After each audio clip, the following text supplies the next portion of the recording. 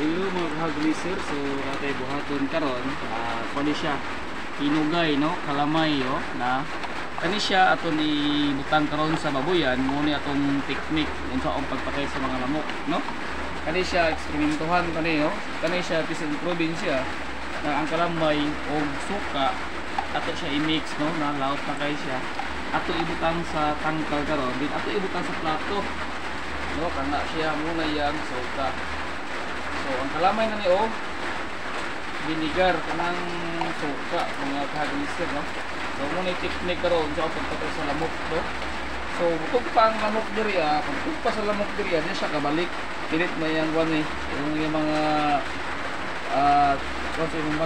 lamok. So di na kabalik ano siya kalipad no. Nya pag ugmaan ni mapuno siya lamok diri kay ngano ang vinegar og ang kalamay humot kini sa lamok ni no mga greaser. So ang lamok man gud mga greaser anong patyo tong lamok? Ang lamok man gud sa is number 1 sa nga nagdaog virus atong baboyan. Ang virus gikan sa langaw, lamok og ilaga no.